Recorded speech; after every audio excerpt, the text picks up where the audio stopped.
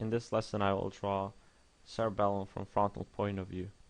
So this over here is the peduncle of the flocculus.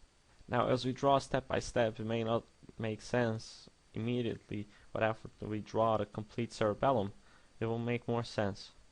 So here, this is the flocculus.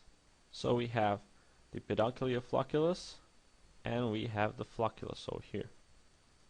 Then we have the cerebellar peduncle, velum, and the peduncle. They create the borders of the fourth ventricle. The fourth ventricle is the space over here. It's more like a bag, and it's filled with a cerebrospinal fluid. The velum creates the roof of this fourth ventricle.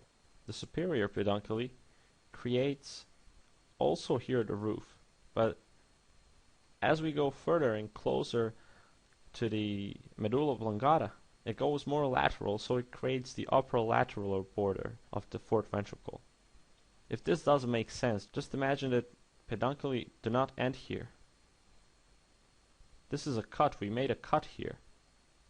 But they continue and they connect with the medulla oblongata, with the spinal cord. They send fibers and they receive fibers. Those are the bundles of nerve fibers that we have cut. For example, the fibers that carry information from cerebellum to the midbrain, they go through the superior one. The middle one contains usually the fibers coming from the nuclei of the pons, and they end in the cerebellar cortex.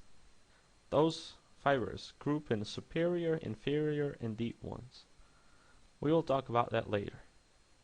The inferior one connects the cerebellum with the spinal cord and medulla oblongata. Let's draw further. This over here is the uvula, and this over here is the pyramid of the vermis. Now vermis, let me draw the complete vermis. All this is vermis. Up there we have the central lobe, and we have the lingula of the cerebellum. All that belongs to vermis. Now beside vermis there are also two hemispheres, the left one and the right one. Let's draw them. Okay, so these are the part of the hemispheres above the horizontal fissure. So this is over here would be horizontal fissure. Also we have parts of hemisphere below the horizontal fissure.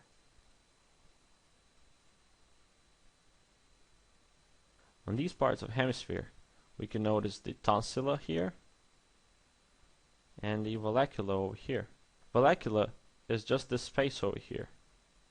If you can remember, this border over here, this part was called the pyramid of the vermis, and the lateral border are the tonsilla of the cerebellum. Now with a little bit of Photoshop, this is how it looks like. And let's rewrite this all down.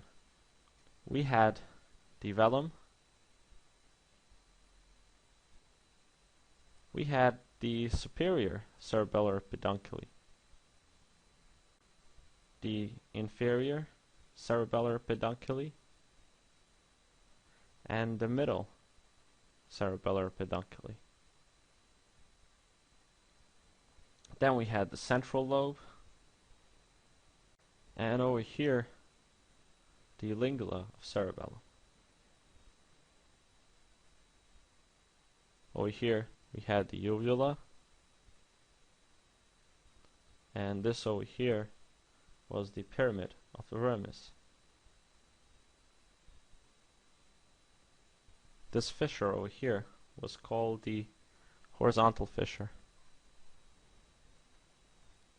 Space over here was the fourth ventricle. Then we had the vallecula, the tonsilla,